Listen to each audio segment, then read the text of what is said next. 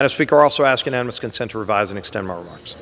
Without objection. Thank you. With that, I am happy to yield to my friend, the gentleman from Maryland, the House Majority Leader, Mr. Hoyer. I thank the gentleman for yielding.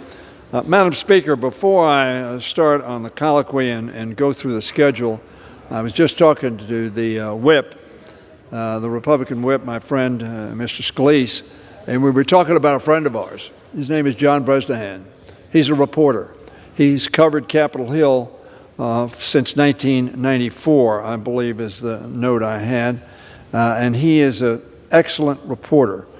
He reports the facts, he reports the truth, and as I know Mr. Scalise agrees, reporters who do that not only serve us, more importantly, and their major purpose is to serve the American people, because we know that a free press telling the facts and the truth to the American people give them the opportunity to make solid decisions for our democracy. So I want to wish John Bresnahan a happy 60th birthday and hope that he has many, many more. I've had 23 more than that, so I appreciate the fact that he is still going strong, and I now yield to my friend, the distinguished Republican whip, Mr. Scalise.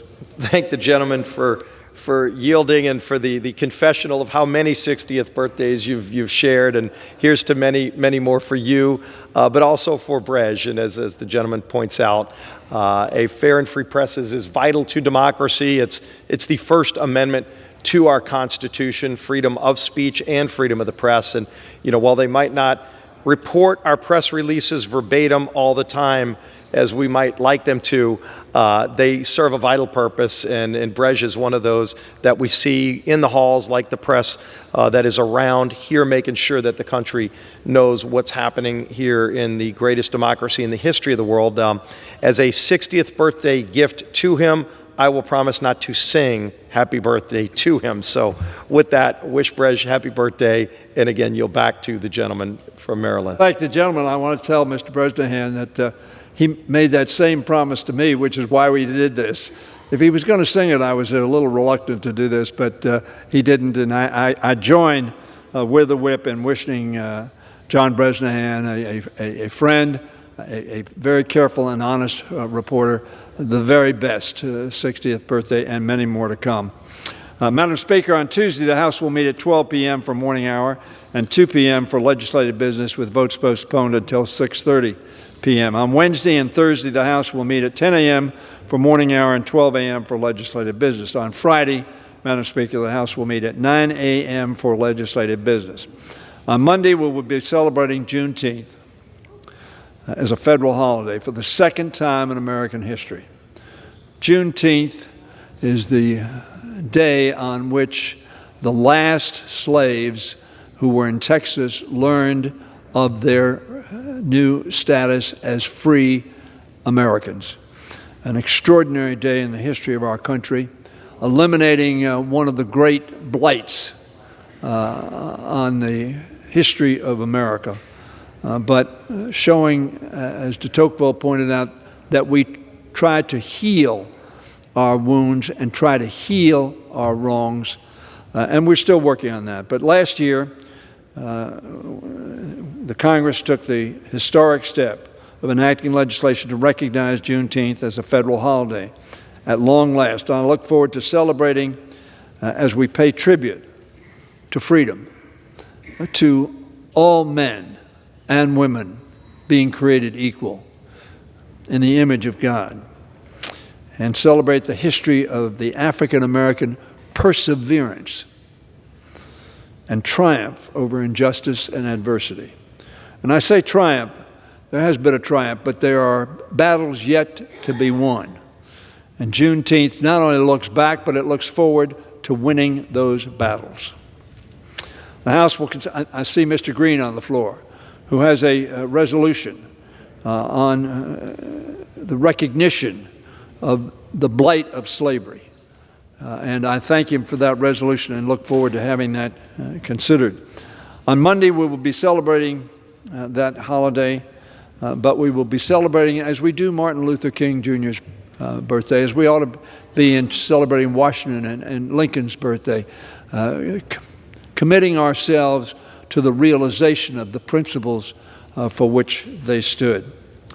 The House will also consider bills under suspension of the rules. The complete list of those suspension bills will be announced at the close of business tomorrow.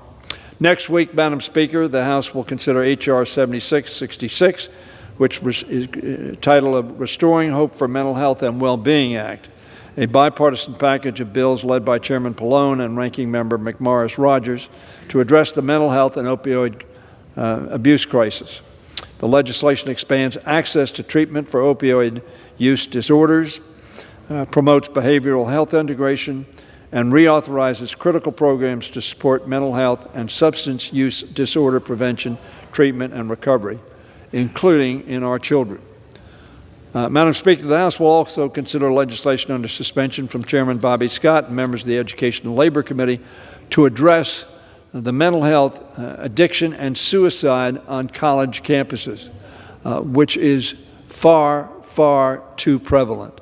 Our young people have faced stresses by the pandemic, stresses within our nation, that the divisions on which prey on their minds.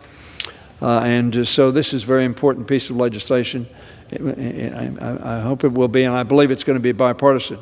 The House, Madam Speaker, will also take up H.R. 6411, the Veterans Affairs Committee Chairman Mark Takano's Strong Veterans Act. Also, again, bipartisan legislation to combat veteran suicide and address mental health and help our nation meet its commitment to those who risk their lives and safety for our country. Additionally, Madam Speaker, the House will consider H.R. 5585, Representative Eshu's ARPA-H Act. This legislation would establish the Advanced Research Project Agency for Health, an independent agency tasked with accelerating biomedical innovation and making transformative breakthroughs in the fight against the most challenging diseases confronting our people. This agency will oversee the next steps in the Cancer Moonshot program and help meet the President's goal of cutting the cancer death rate by at least 50% over the next 25 years and hopefully sooner. Madam Speaker, as we celebrate Pride Month, the House will consider H.R. 4176, the LGBTQ Data Inclusion Act. I also anticipate that the House will vote on a compromise bipartisan Sergeant First Class Heath Robinson honoring our PACT Act after the Senate takes action on the version agreed upon in May. As the whip knows, and that act was a bipartisan act that dealt with those who were exposed to burn pits and other toxic substances of which they did not know while they were serving on bases and both here and around the world. This bill, we believe the Senate will take action on a version agreed upon in May, which preserves much of the House-passed legislation to care for veterans exposed to burn pits and other toxic chemicals during their service. In addition, the House will consider other bills under suspension of the rules. The complete list of suspension bills will be announced by the close of business tomorrow. Additional legislative items, of course, are possible. And I yield back to my friend, the Republican whip. I thank the gentleman for that update. And as we celebrate Juneteenth next week, also right here in this House chamber over 150 years ago, where the 13th Amendment to the Constitution was debated and passed. So history is made here on a regular basis, and then we celebrate the freedoms that result and continue, as our founders talked about, to aspire towards a more perfect nation. So we will do that next week. I do want to thank the gentleman because last week during this colloquy, I know I'd asked you if we could bring the Supreme Court protection bill, the bill to make sure that Supreme Court justices and their families get proper protection, as we're watching and saw a man arrested for trying to murder a Supreme Court justice. Leader McCarthy, I know, urged that as well. So appreciate that we got to bring that bill up, debate it, and quickly pass it to President Biden's desk where we can get that in place. I would hope that the Attorney General, Merrick Garland, would start enforcing 18 U.S. Code 1507 to give protection properly as federal laws dictates, but is not being enforced at the homes of those justices. But again, appreciate that we got a very bipartisan, overwhelming bipartisan vote on that bill this week. If the gentleman had anything to add before we talk about the schedule for next week, I would yield. I thank the gentleman. I would simply observe, as I observed the other day, that we all want to make sure that our Supreme Court justices are safe. And let me say, Madam Speaker, there's a very important reason for that. We want to keep all our people safe. But 9 justices of our Supreme Court represent that we are a nation of laws. They are one of the 3 branches of our government. And just as I was extraordinarily and remain extraordinarily concerned about the attack on this institution, the Congress of the United States, as we were preparing to elect a president of the United States, an attack on the Supreme Court and the lives of the Supreme Court are an attack on our democracy, on a separate branch of government that is charged with continuing to make us a nation of laws. So I'm very, frankly, the Supreme Court justices under existing law were protected. There were security people there. Luckily, there were security people there. But the gentleman is absolutely right. We want to make sure, whether we agree or disagree with the individuals, whether we agree or disagree with the opinions or the judgments that Congress makes, we are a nation of laws. And the way to resolve our differences is not through violence, but through the democratic process. And I thank the gentleman for his observation and yield back. I share those comments by the gentleman from Maryland. As we look towards next week, we've had this conversation a number of times. One of the items I don't see on the agenda is an item to address the problem of high gas prices. And of course, we've now crossed an average of more than $5 a gallon. It's a major burden for families, especially lower income families, who are being forced more and more to make those tough decisions of, can they even afford to drive to work? Can they even afford to drive to see their doctor, or to drive to the grocery store where they're paying maybe 20% more for some of the food items? And we have had a bill for over a month now, H.R. 6858, that would address these problems and allow us to actually have more control over our own energy production in America, to be able to drill in America for energy, to lower the cost of gasoline by confronting so many of the problems that this Biden administration has imposed that are making it hard for us to produce more energy in America, to the point where you now have President Biden announcing that he's going to go to Saudi Arabia to beg them to produce more oil. And as we try to confront this challenge, and again, H.R. 6858 would allow us to do that.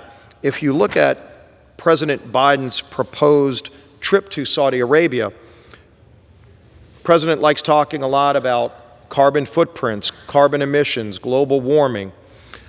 Why would the president get on Air Force One and fly 5,700 miles to Saudi Arabia to beg them to do something that we can do right here in America?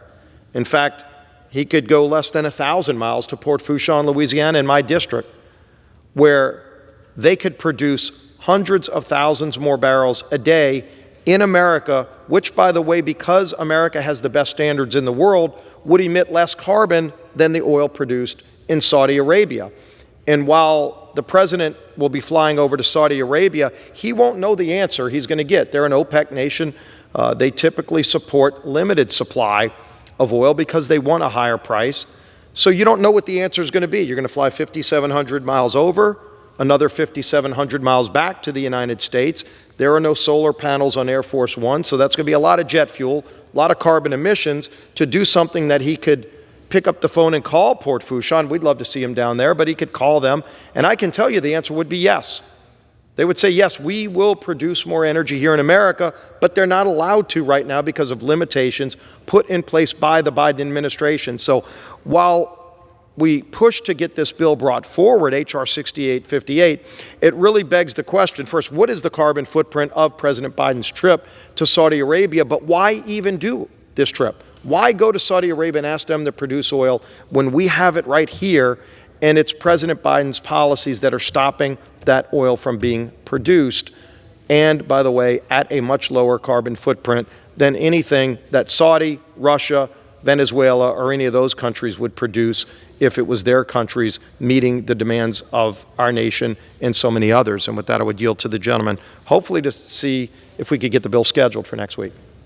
Well, first of all, I thank the gentleman for yielding. We continue to talk about this as if this were the president's fault.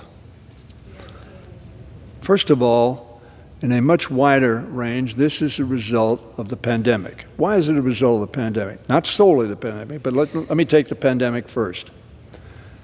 Everybody stayed home. In this body, in businesses across America. What did that mean that they stayed home? They stopped buying gas. What did the oil companies do? They shut down some of their production. Very substantial reduction in production. But then as the prices went up, they were making as much money or much more money.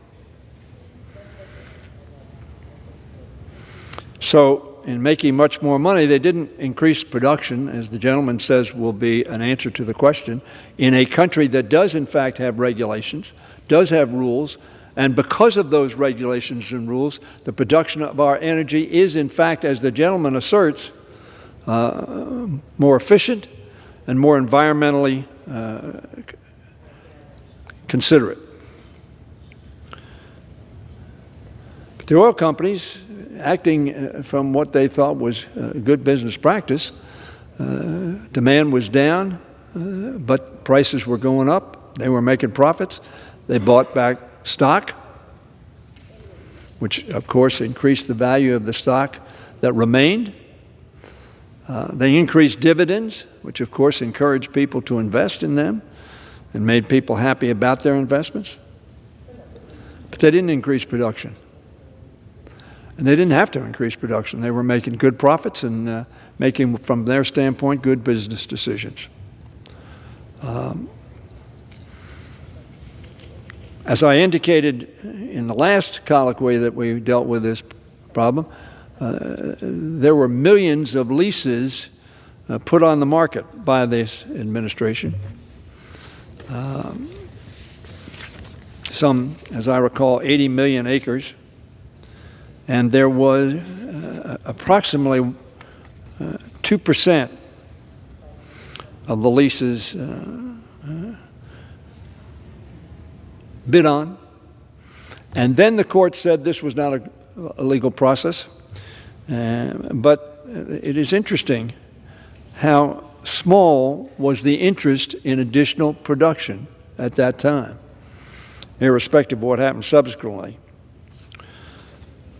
The gentleman mentions a bill, as he has done in the past, H.R. 6858, the American Energy Independence from Russia Act. But before I say that, let me say I hope the President is going to Saudi Arabia to talk privately, not publicly try to embarrass or harangue, and certainly not beg. The United States of America doesn't need to beg any nation in the world. And this president is not begging anybody. This president should say, however, Madam Speaker, Saudis, stop controlling the supply unreasonably and driving the prices up of your product. Yeah, they're making more money. And they have a cartel. That's called a monopoly. And that cartel has made sure that the supply drove up, and the lack of supply drove up the international market price. And then Russia went to war. Now, Russia going to war has affected to some degree the supply of oil, but very frankly, buying Russian oil supports their war, their criminal war effort, their vicious, murderous war effort. And we ought all be against that. And so we agreed that we would not take any oil, and we urged our European allies not to rely on it either. Now, what did that create? It created a lack of confidence in the stability of the market. What happens when you have lack of confidence in the stability of a market? Prices go up because it's a bet on what's going to happen with the price of that product in the future that the market really reflects. Now, the reason I say it that way is because these are not Biden prices. Even if tomorrow we snapped a finger and said, okay, go ahead, nothing would happen tomorrow, nothing would happen next week, nothing would happen next month. It would take a substantial period of time because the oil companies, based upon the lack of demand, shut down, nor did they pursue further production. Now, let me say something about the price of oil. Because the price of oil now does not reflect the increase at the price of the national price, or as part of the market response to what is called the West Texas Intermediary, which I'm sure the gentleman from Louisiana, an oil-producing state, knows much more about than I do. But let me say this. In 2008, that benchmark for crude oil peaked at $147.02 in July of 2008. Adjusted for inflation, that's $199.57 today. In that time, 2008, the average U.S. gasoline peaked at $4.14 per gallon. Adjusted for inflation, that would be $5.62 today. So in other words, in 2008, otherwise known as the last year of the Bush administration, gasoline prices were higher than they are today, notwithstanding the fact that the world price was $31 less. Yesterday, June 15th, that West Texas Intermediary, or the benchmark for crude oil prices, was $116 a barrel, $31 less without accounting for inflation, which would make it greater, than it was in 2008. That wasn't George Bush's fault. It was the international market's fault. And also this cartel that controls a large part of the supply of the oil in our country. Now, my point, I said I would deal with H.R. 6858. H.R. 68, one of its tenets is to approve the Keystone pipeline. The problem with that is, for whatever reasons, and I understand that my friend will have a response, Madam Speaker, as to, well, because you disapproved it, meaning the Obama administration. They want to open the Keystone pipeline. The problem is the company that had the Keystone pipeline has abandoned it. And even if it were approved, they'd have to get back in business, and we'd be well over a year. Now, I happen to have agreed that we should have approved that pipeline. I said so publicly. I said so to the press. That didn't happen. But it would not solve the problem. And particularly when you look at the figures that I just gave with respect to the world market price, we are paying a lot more now than we did in 2008 when it was higher. So I would say to my friend, he also had a provision that expedites LNG export facility approval process. One of the problems is we had 20% of the LNG export capacity is now shut down. It was shut down because the regulations that the gentleman speaks of correctly were not followed. And the LNG plant had an explosion. And it shut down because it violated regulations that were imposed upon it. So what I would say to my friend, I've talked to the committee about his bill. The LNG process is working. As I told him, I have an LNG export plant in my district,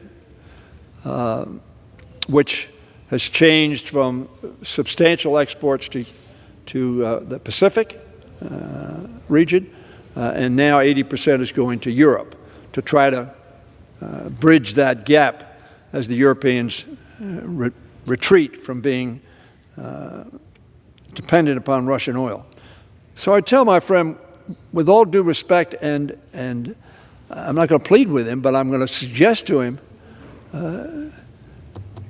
we're going to Saudi Arabia. I hope to tell him in private, look, this is not a game you ought to be playing. You're making our consumers pay far more. And we have acted.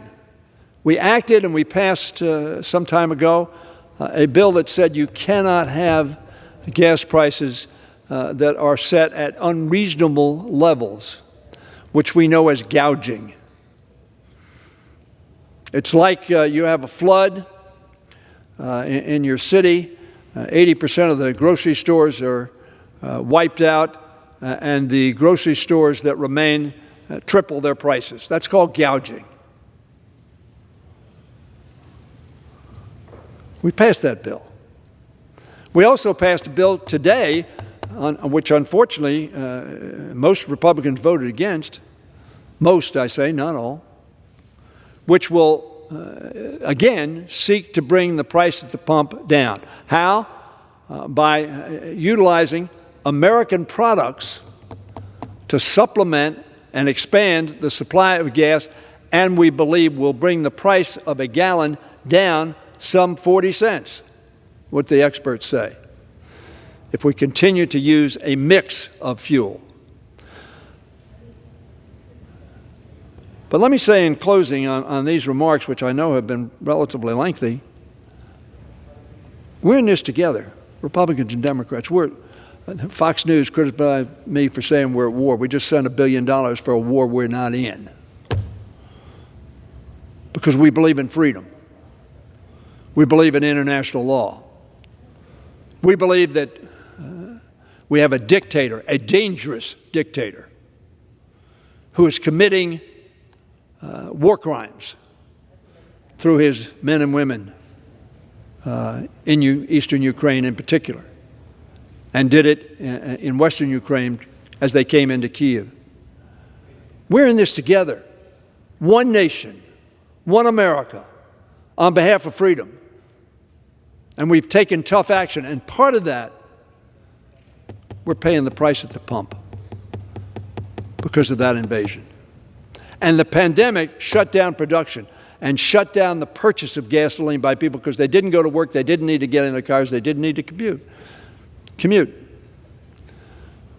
So I would simply say to my friend, we're on the same team.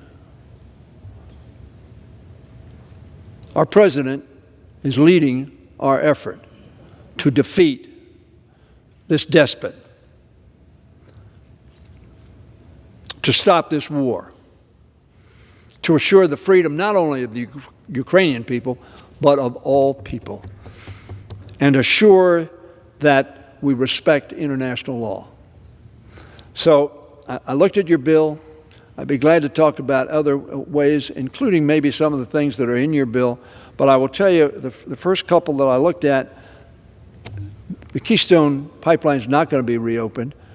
You and I may lament that as a policy, because I was publicly, during the Obama administration, for the approval of that pipeline. So I am prepared to work with the gentleman to see what we can do. But we've done today's bill. It may not be perfect. It may not work. But it's certainly worth a try to bring these awful prices at the pump down, because I know both of our constituents, whether they live in Louisiana or they live in Maryland, are struggling because they've got to use their cars, they've got to use that gasoline, they don't have an alternative. And they don't have an alternative by buying food. And both of those are tough. And we need to act together to try to see if we can solve that problem in the context of an extraordinary pandemic, a historic pandemic that shut the world down And we're just trying to get back. We're trying to get supply chains going, including gasoline pipelines, which is why the president is going to Saudi Arabia, not to beg, but to assert the economic fact of the ramifications of the cartels stifling supply. And I yield back to my friend. And thank the gentleman. And if there is common ground we can find on the components of H.R. 6858, I would be happy to help facilitate that negotiation, because there are a number of very specific items in that bill that address the shortfalls, the deficiencies, the inabilities to produce energy in America. You know, Keystone Pipeline might be one of the more well-known. President Biden, on his first day in office, canceled the Keystone Pipeline. Of course, it's not moving forward because he canceled it. It would provide a vital supply of oil from our friends in Canada that we wouldn't need from other people. But there are a number of other pipeline issues. No new pipelines have been approved in the country. You've got to have an ability to move energy around the country if we're going to be able to produce our own. And so if a conscious decision was made in the White House that they don't want any pipelines because that impedes the ability to produce energy in America, it just means we have to import more of it from other countries, whether it's Saudi Arabia, Russia, any of them that I would not want us to have to get it from. It's going to come in some form. It might be a tanker. It's going to get here. It's going to have to be put on rail, on an 18-wheeler if it can't be put in a pipeline. So let's get more pipelines produced, LNG export facilities. There are multiple, at least 4 LNG export facilities that are sitting on the desk over at the Department of Energy ready to go.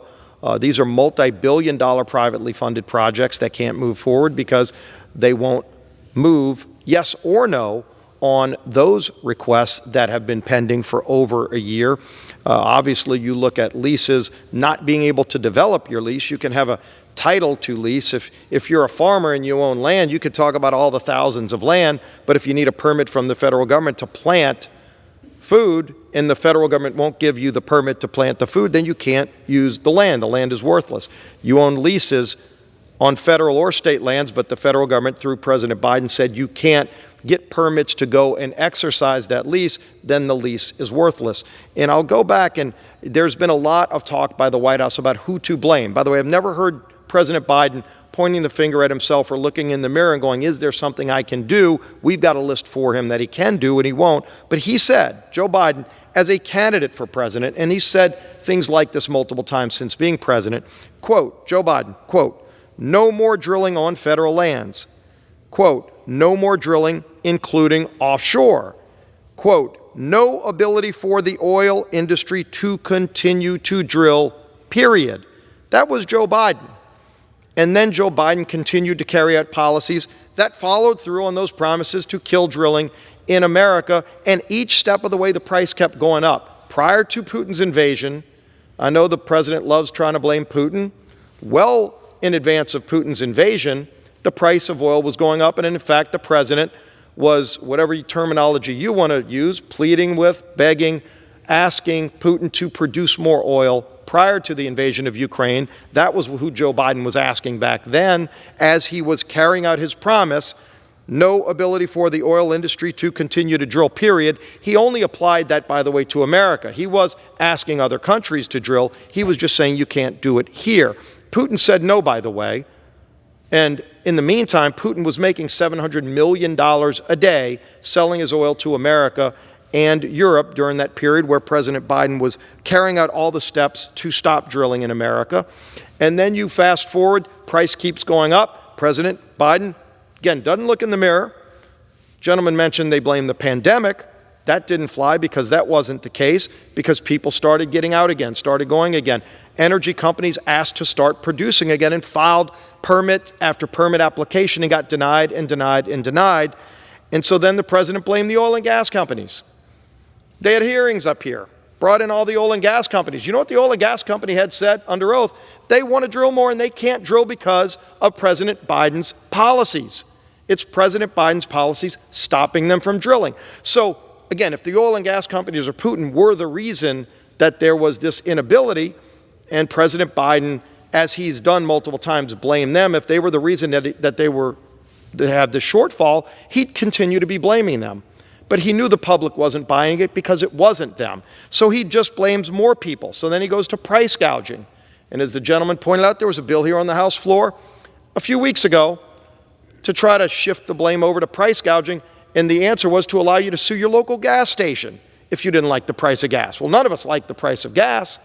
Suing your gas station is only going to make the price higher. Obviously, that had no impact because that wasn't the reason, but that was the answer and the attempt to try to blame somebody else. And then we move forward, and it's all of these other issues. Refineries this week, the White House started blaming. Refineries.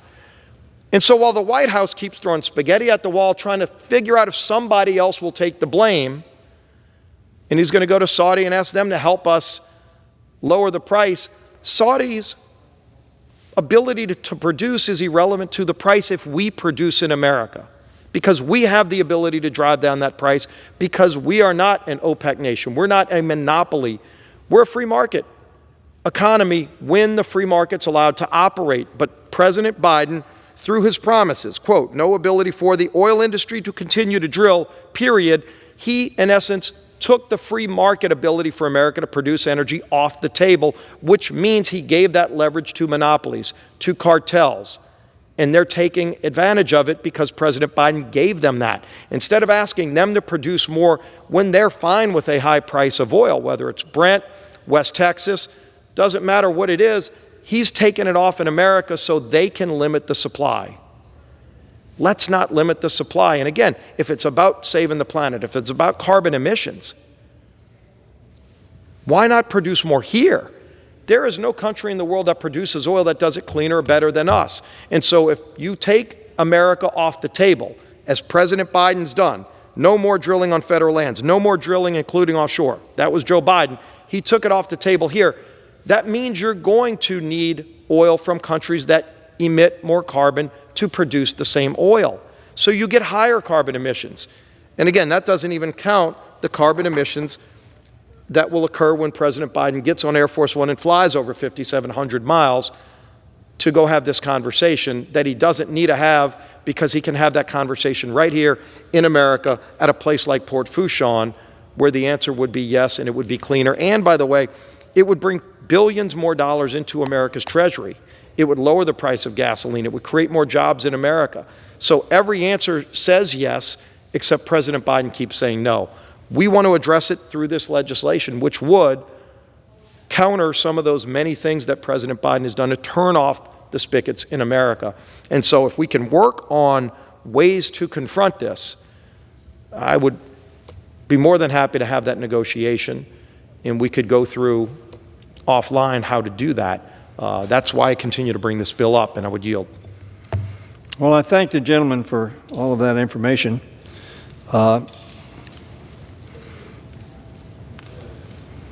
It continues to befuddle me why our Republican friends would much prefer to blame President Biden and so avoid placing blame on Mr. Trump's friend, Mr. Putin.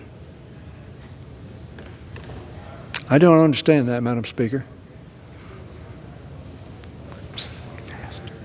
It's not a nation indivisible.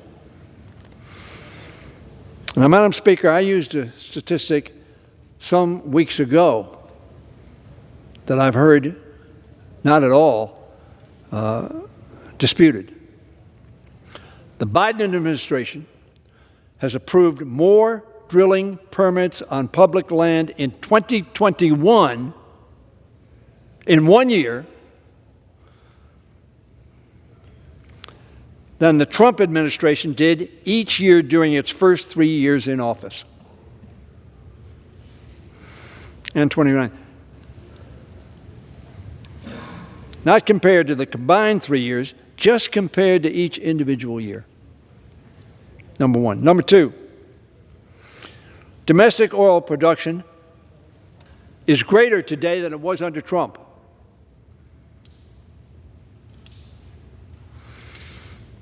Not a whole big difference. 10,968 versus 11,185. But nevertheless, it speaks to the fact that the representation that somehow Biden has shut down the industry and therefore he's to blame. We don't want to talk about the pandemic that shut down oil production. In Trump's last year, refineries in the U.S. reduced their capacity by more than 800,000 barrels. So under the Trump administration, production was decreased. Maybe they'll look at the records and see whether or not that representation is accurate. And if it's not, I stand to be corrected. But those are the figures I have. And I notice that my friend did not respond to my representation that prices were higher under George Bush in 2008 than they are today. Not because of inflation, the number is different.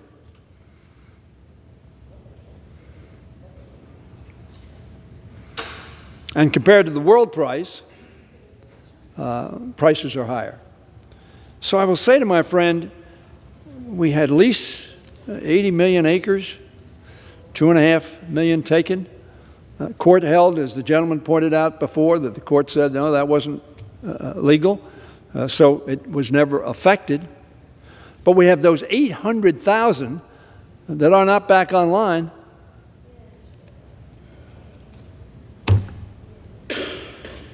Don't blame them, though. Don't blame Putin. Don't blame the pandemic. Politically, let's blame Biden. Now, I'm not sure why Bush had the higher price. Maybe it was that he was shutting down the oil business, president from Texas. Maybe. But it's more today being produced. Not by enough. There's still those 800,000 shut down barrels. That's per day, by the way. Not just 800,000 barrels, per day. So we can argue back and forth on this. We're passing legislation. Our Republican friends, for the most part, vote against it. It won't work. It won't do it. I don't know whether they're right or wrong, but it's worth trying. It's worth trying. Because our consumers are hurting. People at the grocery store. I go to the grocery store every weekend, Madam Chair. I live alone. I don't buy a lot of groceries because they'll go bad, so I go every weekend. And I see the shelves that are empty. I see the price of bacon going up now over $10. I see the price of the eggs I get, price of the half and half I buy or the orange juice I buy. It's going up. I'm in the fortunate position where I can pay it without it binding me someplace else. But I know that a whole lot of people that I see shopping got that list out and they're very worried about that cost. I don't know whether this bill we just passed is going to solve that. Certainly not overnight. I don't know whether a month from now it will help somewhat, 5 cents, 10 cents on a pound of bacon or a dozen eggs. I don't know that. But it was worth a try, and we passed this bill.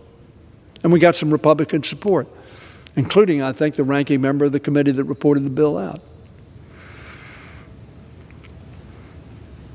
We're not technically at war, but we are at spending a lot of money on behalf of freedom. And we ought to be together. And we ought not to be carping about our president, who is doing everything he can think of to try to get a handle on this, both on inflation, on the cost to consumers, and on the supply of a product that we all need. So I would simply make a request that let's work together to try to get this problem solved. And Saudi Arabia is not the answer, but it's part of the answer. The cartel is part of the answer. The Russians are part of the answer.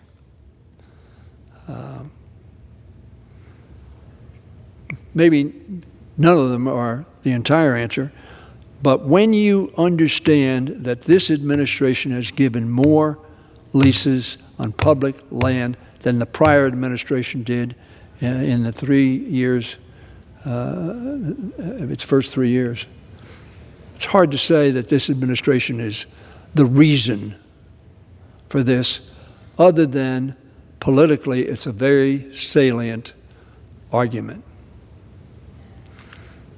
But that's all it is. I yield back. Thank you. Just for clarification, the ranking member voted no Oh, okay. on the bill, but the 800,000 leases, I know we've talked about this before. You could have 800,000 leases, but when you need then permits to actually utilize the lease. So you have a lease to go and develop oil, but you need to drill, you need to do seismic, you need to build pipelines, infrastructure to move it. And if you don't get those permits to actually utilize the leases are worthless. That's what H.R. 6858 addresses, and we've been raising that issue for a long time. The lease is no good if you can't then use the lease. With the gentleman, you'll just... Yeah. What I said was, in Trump's last year, refineries in the U.S. reduced their capacity by more than 800,000 barrels. That didn't have anything to do about leases. That had to do with an economic decision which probably made sense. Because what happened is the economy was contracting. 2.8 million net jobs were lost during the 4 years of Trump. 8.7 million have been gained. And as they've been gaining, people are getting back in their cars. They're getting back in driving. They're spending on the economy. But what happened? The pandemic had shut down supply lines. And the oil companies rationally, when demand went down, they reduced capacity. They don't need a new lease for go back up to the 800,000. They were doing it under the present authorization that they have. That was my point. It continues to be my point. The companies have made a decision, and they're not moving ahead rapidly to try to get more production. And one of the reasons is, I get it, they're making a lot of money. Some oil companies have got 300% greater profits now than they had some years ago. 300%. So why do we need to do more product? We're making great money. We're having Chevron says it has the most successful year in 2021 that it's ever had. It may be another oil company. I may be wrong on that. Was it Chevron? I'm asking somebody probably who knows the answer better than me. But one of the oil companies reported that. I'm not criticizing them for that. What I'm saying is this is a multifaceted challenge that confronts us. And we ought to address it in a way that it deserves, and that's a bipartisan way that will have effect. And I'm going to work with the gentleman. As I said, I was for Keystone. I was not for shutting Keystone down. I was for approving it to go ahead. I thought it made sense. Our friends in Canada have an extraordinary supply. As the gentleman observes, though, interestingly, because I think many of your colleagues oppose those rules and regulations, it is cleaner. It is better for the environment to produce it here. Why? Because we adopted regulations, either the administration adopted or we passed them in legislation. And very frankly, I think that many of those were opposed by, I don't know whether you, but many in your party. So it is better to do it here. So I don't want to dispute that. But it is also necessary to have production, particularly among the cartel countries. And Russia has no interest, Russia has an interest in additional production. Why? Because that's how they're funding this war.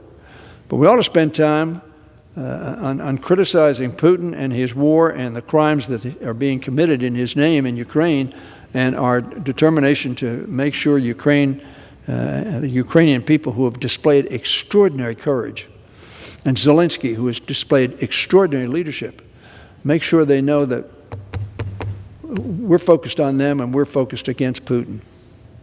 Not our own president, any more than I did when, George Bush was president. Very frankly, I supported, as the gentleman probably knows, on the trade bills. I thought it was good to do business. A lot of our people didn't support him on that. I supported him on that. So I think we need to be not so critical of our president. We have one president at a time. We had a pandemic. It wasn't on his watch we got a pandemic.